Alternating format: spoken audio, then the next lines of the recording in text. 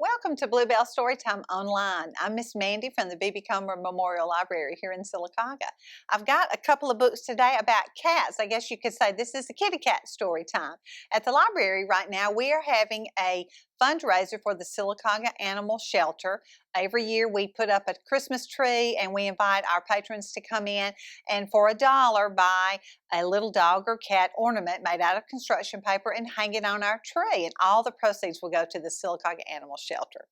The story today is a true story. This is Yoda, the story of a cat and his kittens. It's written by Beth with help from K.A. Alistir. The illustrator is Devin Crane and the publisher is Aladdin. And I'm grateful for them for allowing me to share this book with you. Yoda, the story of a cat and his kittens, a true story. Yoda was a Persian kitten. Perky ears, smiling eyes, pretty fur, long fluffy tail. He used to have dreams about climbing trees, catching mice, and becoming a super cat. But then Yoda's owner didn't want to care for him anymore, and he was taken to an animal shelter. Every day Yoda watched as the other cats and kittens were adopted. Monday, Tuesday, and on Wednesday someone even picked up Stanley, the one with the stinky breath. There was no way anyone would ever choose him. Fur so dirty it had to be shaved, he felt naked. Plenty of food, yet he never felt like eating. He was as skinny as a string bean. But one Saturday, a nice lady named Beth came to the shelter, and she chose Yoda. What was going on? Had she been tricked? Couldn't she see he wasn't as clever as Peaches or as cuddly as Maxine? Maybe she needed glasses. Trying to figure this out made Yoda extra tired. He closed his eyes. And when Yoda woke up, he thought he was in a dream. Yet, as amazing as his new home was, something was missing. If only Yoda could put his paw on it. Beth was worried. She took Yoda to the doctor. After he listened to Yoda's heart, he said, "Yoda has a sad heart." Back at home, Yoda was still feeling blue when all of a sudden, crash, mew, mew, mew, purr, purr, purr. What's that, he wondered. He followed the sounds down a long hallway. Scratch, scratch. The sign says, "Foster kittens inside. Please keep door closed at all times. Thank you." The door opened and Beth came out. She smiled at Yoda and waved him inside. Uh-oh, it was all beginning to sink in. Maybe this was why she had chosen him at the shelter. Someone was needed to fight off the monsters she kept locked up. Yoda put on his bravest face and marched into the room. Nope, no monsters. Something worse, much worse. Kittens. 4 hissing, hanging, climbing, clawing, snoring, stinking, out of control furballs. Archie smelled. Oliver had fallen asleep. Petunia was stuck. Sadie hissed. Meow, these kittens needed help. Scratch that, lots of help. Yoda sprang into action. Then he got down to the business of grooming Archie. If there's one lesson every cat needs to learn, it's that bath time is an absolute must. From that day on, Yoda spent all of his time taking care of the kittens. They listened to him like he was their own papa. "Finish your breakfast, Oliver. Gentle paws, Archie. Use your indoor voice, Sadie. No biting Archie's tail, Petunia." At bedtime, some of the kittens even slept snuggled under his fur. Sadie meowed in her sleep and Oliver flexed his claws, but Yoda had to admit he didn't really mind. He slept with one eye open to make sure no one got into trouble, especially Petunia. One afternoon, Yoda was teaching Archie to chew his food bite by bite when he thought, wait a minute. His eyes scanned the room. Oliver, check. Sadie, check. Petunia. Petunia? Yikes! Yoda raced through the house. He checked on the kitchen counters, under the living room sofa, and even behind the toilet. He was out of breath and his heart was pounding. Where was Petunia? Squeak! She had climbed to the very top shelf of Beth's closet and couldn't get down. Yoda was about to tell Petunia he would catch her when she jumped. Beth and the kittens raced into the closet. Yoda! Oh no! Are you okay? She asked. Yoda just blinked. Beth was so worried she took Yoda back to the doctor. He told her Yoda wasn't hurt one little hair. And this time when he listened to his heart, he said, Yoda has a happy heart. Of course, Yoda didn't understand much of what was being said. He just wished they would cut the chit-chat. He had to get back home. Who knew what the kittens were up to?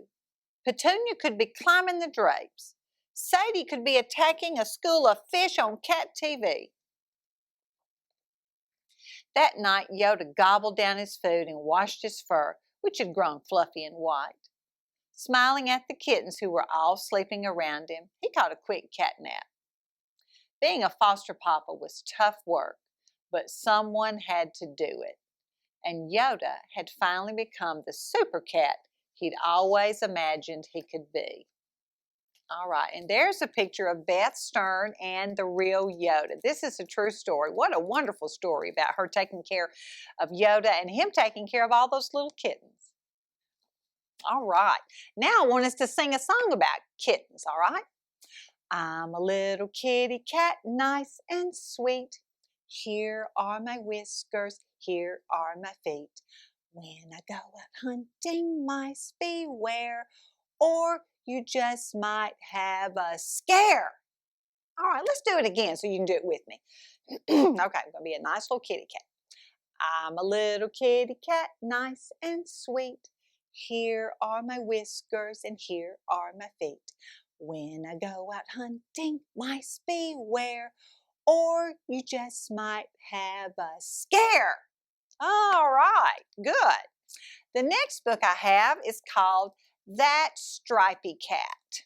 And I'd like to thank the author, Norene Smiley, the illustrator, Tara Anderson, and the publisher, Fitzhenry and Whiteside. I want to thank them for allowing me to share the book with you. That Stripy Cat. On Saturday morning, Mrs. Cozy made her cinnamon porridge alone in her kitchen to the tick-tock of the big wall clock. Then she rode lickety-split to the hummingbird animal shelter. When she arrived, Mrs. Cozy met a stripy little cat that had been rescued the night before. Good as gold, said Mrs. Cozy, and she went about her work. But by mid-morning, the trouble started. The stripy cat would not come out from under the couch. Your name should be Cantankerous, said Judy. Mrs. Cozy just smiled and called the cat Steadfast. Persnickety, cried George when the stripy cat ran up one curtain and down another. Miss Cozy just laughed and called the cat Spunky. By lunchtime, everyone was in a dither. Mrs. Cozy just peeled the stripy cat off the screen door and called him Full of Beans. In the afternoon, Alexander Puddle dropped in to adopt a cuddly pet for his sister, but the stripy cat splashed and splooshed in the water dish. Too wild, hooted Alexander. He chose a poodle named Lucy, with fur as soft as cotton balls and eyes like melted chocolate. The stripy little cat was left behind. At tea time, the McCurdy sisters hurried in to adopt a cat to catch all the mice in their bookshop. But the stripy little cat wedged himself in a drawer and would not budge. Too timid, said the McCurdys. They chose two frisky kittens named Tootie and Tiger. The stripy little cat was left behind. When Millie Greenapple came looking for a cheery pet, the stripy cat shrieked like a fire engine and would not stop. Too loud, cried Millie. She chose a budgie named Hank that crooned "Love me tender" at the drop of a hat. The stripy little cat was left behind. By closing time, all the animals had been adopted except one, the stripy little cat with no name of his own. My uncle has room for that stripy cat in his barn, said Judy, but the stripy cat tangled himself around Mrs. Cozy's legs and clung on tight. Judy went home in a huff. The stripy little cat was left behind.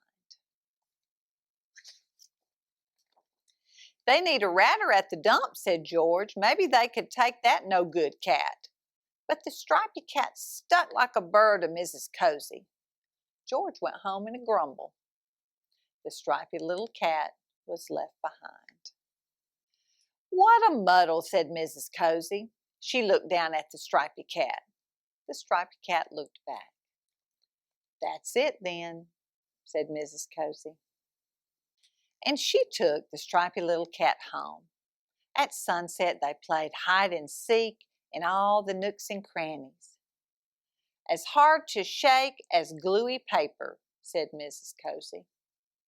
Later, in the comfy kitchen, Mrs. Cozy shared her supper of salmon pot pie. The stripy little cat cleaned his whiskers and settled down beside her. A comfort sure and true, said Mrs. Cozy.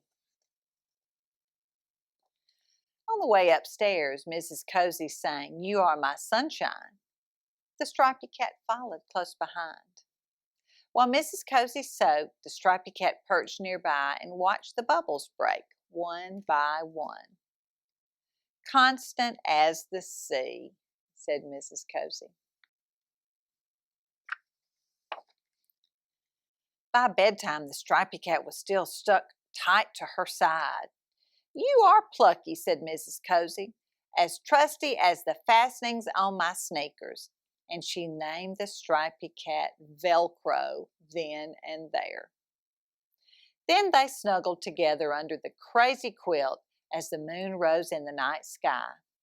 Mrs. Cozy read Puss in Boots, and Velcro purred in all the right places. Great. Well, thank you so much for joining me for this kitty cat story time, and I hope you'll come into the Baby Comer Library, come upstairs, and get one of our dog and cat ornaments to support the Sylacauga Animal Shelter. Thanks so much.